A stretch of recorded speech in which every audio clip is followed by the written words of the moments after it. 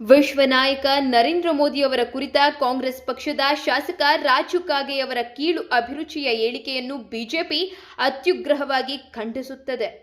ಆದರಣೀಯ ಮೋದಿಜಿ ಅವರಿಗೆ ದೀರ್ಘಾಯುಷ್ಯ ಕೋರಿ ಮಹಿಳಾ ಮೋರ್ಚಾವು ದೇವಸ್ಥಾನಗಳಲ್ಲಿ ಪ್ರಾರ್ಥನೆ. ಸಿರಾ ನಗರದ ಪ್ರಸಿದ್ಧ ಶ್ರೀ ದುರ್ಗಮ್ಮ ದೇವಿ ದೇವಾಲಯದಲ್ಲಿ ಮಧುಗಿರಿ ಸಂಘಟನಾತ್ಮಕ ಜಿಲ್ಲಾ ಮಹಿಳಾ ಬಿಜೆಪಿ ಮೋರ್ಚಾ ಅಧ್ಯಕ್ಷರಾದ ಉಮಾ ವಿಜಯರಾಜು ಹಾಗೂ ಬಿಜೆಪಿ ನಗರಾಧ್ಯಕ್ಷರಾದ ಗಿರಿಧರ್ ಹಾಗೂ ಬಿಜೆಪಿ ಪದಾಧಿಕಾರಿಗಳ ಜೊತೆಗೂಡಿ ದೇವಿಗೆ ವಿಶೇಷ ಪೂಜೆ ಸಲ್ಲಿಸಿ ಆದರಣೀಯ ಮೋದಿಜಿ ಅವರಿಗೆ ದೀರ್ಘಾಯುಷ್ಯ ಕರುಣಿಸುವಂತೆ ಪ್ರಾರ್ಥಿಸಿದರು. ಈ ಸಂದರ್ಭದಲ್ಲಿ ಮಾತನಾಡಿದ ಬಿಜೆಪಿ ಪದಾಧಿಕಾರಿಗಳು ಹಾಗೂ ಕಾರ್ಯಕರ್ತರು, ಇದು ರಾಜು ಕಾಗೆಯವರ ಹೇಳಿಕೆಯಂತಿಲ್ಲ. ಇದು ರಾಹುಲ್ ಗಾಂಧಿಯವರ ಮತ್ತು ಕಾಂಗ್ರೆಸ್ಸಿನ ಮನಸ್ಥಿತಿ, ಕಾಂಗ್ರೆಸ್ಸಿನ ಸಂಸ್ಕೃತಿಗೆ ಈ ಮೂಲಕ ಕೈಗನ್ನಡಿ ಹಿಡಿದಂತಾಗಿದೆ. ಮೋದಿಜಿಯವರು ಯಾಕೆ ಸಾಯಬೇಕು? 370ನೇ ವಿಧಿ ರದ್ದು ಮಾಡಿ ಜಮ್ಮು ಕಾಶ್ಮೀರವನ್ನು ಭಾರತದ ಅವಿಭಾಜ್ಯ ಅಂಗವಾಗಿ ಪರಿವರ್ತಿಸಿದ್ದಕ್ಕೆ ಅವರು ಸಾಯಬೇಕೆ? ಕಿಸಾನ್ ಸಮ್ಮಾನ್ ಯೋಜನೆಯಡಿ ರೈತರಿಗೆ 6,000 ರೂಪಾಯಿ ನೀಡಿ ರೈತರ ಬದುಕನ್ನು ಹಸನಾಗಿ ಮಾಡಿದ್ದಕ್ಕೆ ಅವರು ಸಾಯಬೇಕೆ? ಮಹಿಳೆಯರಿಗೆ 33% ಮೀಸಲಾತಿ ಕೊಟ್ಟಿದ್ದಕ್ಕೆ ಅವರು ಸಾಯಬೇಕೆ? ಜನ್ಧನ್ ಬ್ಯಾಂಕ್ ಖಾತೆಗಳ ಮೂಲಕ ನೇರ ಸೌಲಭ್ಯ ವರ್ಗಾವಣೆ ಮಾಡಿ ಕಾಂಗ್ರೆಸ್ಸಿನ ಭ್ರಷ್ಟಾಚಾರ ತಪ್ಪಿಸಿ ಪ್ರತಿಯೊಂದು ರೂಪಾಯಿ ಫಲಾನುಭವಿಯ ಖಾತೆಗೆ ಸೇರುವಂತೆ ಮಾಡಿದ್ದಕ್ಕೆ ಅವರ ಸಾವನ್ನು ಕಾಂಗ್ರೆಸ್ ಬಯಸುತ್ತದೆಯೇ?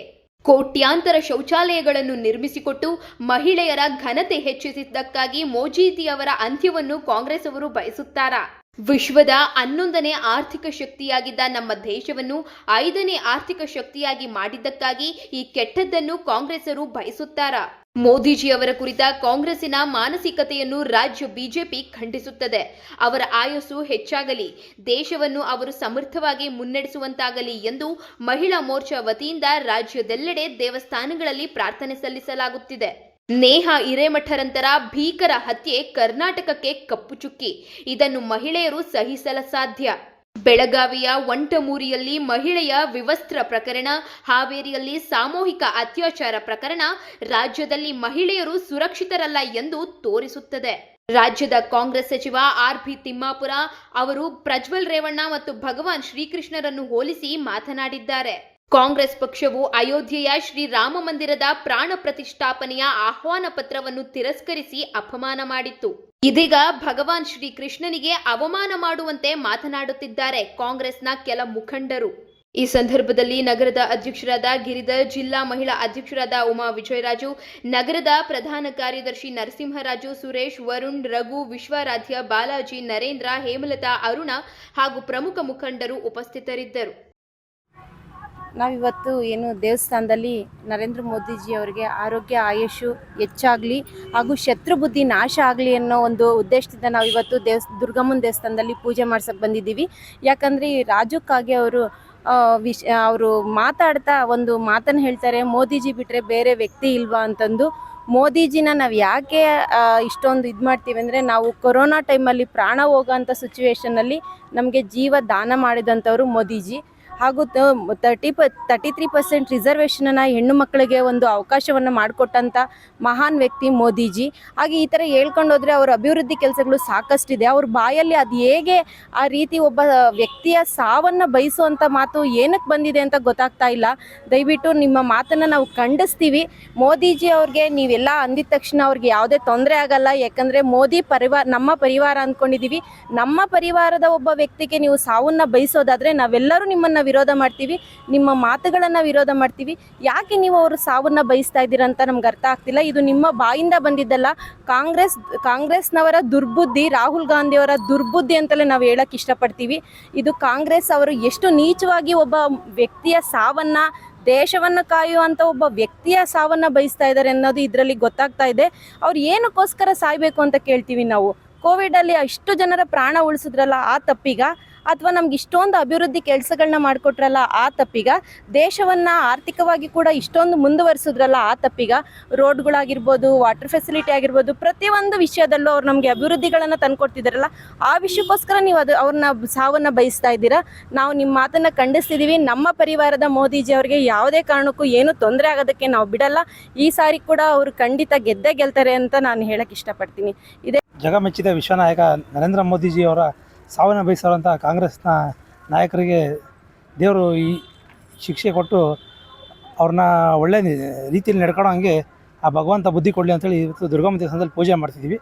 ಆ ತಾಯಿ ಅವ್ರಿಗೆ ಒಳ್ಳೆ ಬುದ್ಧಿಯನ್ನು ಕೊಡಲಿ ಮತ್ತು ದೇಶನ ಉತ್ತಮವಾಗಿ ಕೊಂಡೊಯ್ತಿರೋ ನರೇಂದ್ರ ಮೋದಿಯವರು ಇನ್ನೂ ಎತ್ತರಕ್ಕೆ ಕೊಂಡೊಯ್ಯೋದಕ್ಕೆ ಶಕ್ತಿ ಕೊಡಲಿ ಅಂತ ಆ ತಾಯಿಯಲ್ಲಿ ಪ್ರಾರ್ಥನೆ ಮಾಡ್ತಾ ನಾನು 2 ಮಾತು ಮುಗಿಸ್ತೀನಿ.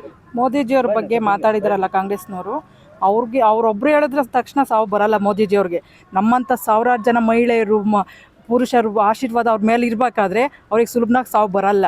ಅವ್ರಿಗೋಸ್ಕರನೇ ಈಗ ನಾವು ದುರ್ಗಮ್ಮನ ಹತ್ರ ಪೂಜೆ ಮಾಡಿಸಿದ್ದೀವಿ. ಆಯುಷ್ಯ ಆರೋಗ್ಯ ಕೊಟ್ಟು ಕಾಪಾಡಲಿ ಅಂತ ಕೇಳ್ಕೊಂಡಿದ್ದೀವಿ. ಅವ್ರು ಅಲ್ಲಿ ಇರೋದಕ್ಕೆ ನಾವು ಇಲ್ಲೊಂದು ತುತ್ತು ಅನ್ನ ತಿಂತಾಯಿದ್ದೀವಿ.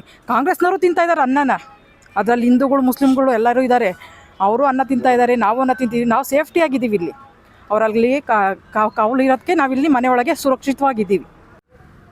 ಭಾರತದ ಇತಿಹಾಸದಲ್ಲಿ ದೇಶ ಕಂಡಂತಹ ಹೆಮ್ಮೆಯ ಪ್ರಧಾನಮಂತ್ರಿಗಳು, ಬಿಳಿ ಹಾಳೆಯಷ್ಟೇ ಶುದ್ಧ ಮತ್ತು ಶುಭ್ರ ಇರುವಂಥ ಮೇರು ವ್ಯಕ್ತಿತ್ವದ ಮಹಾನ್ ನಾಯಕ, ವಿಶ್ವಕಂಡ ಜಗಮೆಚ್ಚಿದ ನಾಯಕ, ವಿಶ್ವನಾಯಕ ನರೇಂದ್ರ ಮೋದಿಜಿಯವರ ಬಗ್ಗೆ ಕೆಲವು ಕಾಂಗ್ರೆಸ್ನ ಮಾನಸಿಕತೆಯ ಕೆಲವು ವ್ಯಕ್ತಿಗಳು ಅವರ ಒಂದು ಏನು ಸ್ಪೀಡಿದೆ, ಮೋದಿಯವರ ಸ್ಪೀಡು, ಈ ದೇಶದ ಬಗ್ಗೆ, ಈ ದೇಶದ ಪ್ರಗತಿ ಬಗ್ಗೆ, ಈ ದೇಶದ ಭವಿಷ್ಯದ ಯುವಕರ ಬಗ್ಗೆ, ಈ ದೇಶದ ಮಹಿಳೆಯರ ಬಗ್ಗೆ, ಈ ದೇಶದ ಬಡವರ ಬಗ್ಗೆ, ಈ ದೇಶದ ಸಮಗ್ರವಾಗಿ ಅಭಿವೃದ್ಧಿ ಹೊಂದಬೇಕು, ದೇಶವನ್ನು ವಿಶ್ವದಲ್ಲೇ ನಂಬರ್ 1 ರಾಷ್ಟ್ರ ಮಾಡಬೇಕಂತ ಸಂಕಲ್ಪ ಹೊಂದಿರುವಂಥ ಮಹಾನ್ ನಾಯಕರ ಬಗ್ಗೆ ಇಲ್ಲ ಸಲ್ಲದ ಆರೋಪ ಮಾಡಲಿ, ನಾವು ಬೇಕಾದರೆ ಅದನ್ನು ಎದುರಿಸೋಕ್ಕೆ ನಾವು ಸಿದ್ಧ ಇದ್ದೀವಿ. ಆದರೆ ಅಂಥ ಮಹಾನ್ ನಾಯಕರ ಒಂದು ಸಾವನ್ನು ಕುರಿತು ಮಾತಾಡುವಂಥ ಒಂದು ಮಾನಸಿಕತೆ ಈ ಕಾಂಗ್ರೆಸ್ ನಾಯಕರಿಗೆ ಹಿಂದಿನಿಂದನೂ ಸಹ ಬಂದಿದೆ.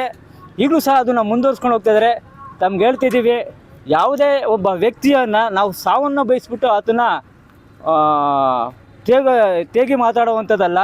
ಯಾವುದೇ ವ್ಯಕ್ತಿಯ ಒಂದು ಶ್ರೇಷ್ಠತೆ ಬಗ್ಗೆ, ಅವರ ಕಲ್ಪನೆ ಬಗ್ಗೆ, ಅವ್ರ ದೇಶದಲ್ಲಿ ಏನು ಮಾಡಿದ್ದಾರೆ ಅವನ್ನೆಲ್ಲ ದೂರದೃಷ್ಟಿ ಕಂಡು ತಾವೆಲ್ಲ ಮುಂದುವರೆದು ಮಾತಾಡಿದ್ರೆ ನಿಮಗೂ ಸಹ ಇದರಿಂದ ಕೆಲವೊಂದು ಒಳ್ಳೆಯದಾಗುತ್ತೆ ಅಂತ ಹೇಳ್ತೀನಿ. ನೀವೇನಾದರೂ ಒಳ್ಳೆಯ ಆಲೋಚನೆ ಕಂಡು ಮಾತಾಡಿ ಬಿಟ್ಟರೆ ಈ ಥರ ಒಂದು ದೂರದೃಷ್ಟಿ ಹೊಂದಿರುವಂಥ ನಾಯಕರ ಬಗ್ಗೆ ಕಾಂಗ್ರೆಸ್ ಮಾನಸಿಕವಾಗಿ ನೀವು ಮಾತಾಡಬೇಡಿ ದಯಮಾಡಿ. ವಿಶ್ವಕಂಡ ದೇಶ ಕಂಡ ನಮ್ಮೆಲ್ಲರ ನೆಚ್ಚಿನ ನಾಯಕರು ನರೇಂದ್ರ ಮೋದಿಜಿಯವರು ಮುಂದೆ 2024ರಲ್ಲಿ ಈ ದೇಶದ ಪ್ರಧಾನಮಂತ್ರಿಗಳಾಗ್ತಾರೆ. ಅದರಲ್ಲಿ 2 ಮಾತಿಲ್ಲ. 400 ಸೀಟುಗಳಿಗೆ ಅಧಿಕವಾಗಿ ಲೋಕಸಭೆಯಲ್ಲಿ ಸದಸ್ಯರ ಆಯ್ಕೆ ಆಗ್ತಾರೆ. ಹಾಗಾಗಿ ನಿಮ್ಮ ಒಂದು ಎಲ್ಲಿ ಸೋಲುವ ಒಂದು ಭೀತಿ 40 ದಾಟೋದಕ್ಕೂ ನೀವು ಸಹ ತಿರುಗಾಡ್ತಿದ್ದೀರಾ ಅಂತ ಗೊತ್ತಾಗಿದೆ. ಹಾಗಾಗಿ ಆ ಸೋಲುವ ಭೀತಿಯಿಂದ ಈ ಥರ ವಾತಾವರಣ ನಿರ್ಮಿಸೋದು ಒಳ್ಳೆಯದಲ್ಲ. ಹಾಗಾಗಿ ಒಂದು ಒಳ್ಳೆಯ ಆಲೋಚನೆ ಇಟ್ಕೊಂಡು ಮಾತಾಡಿ ಅಂತೇಳಿ ತಮಗೆ ಗಮನಕ್ಕೆ ತಗೊಂಬರ್ತೀನಿ.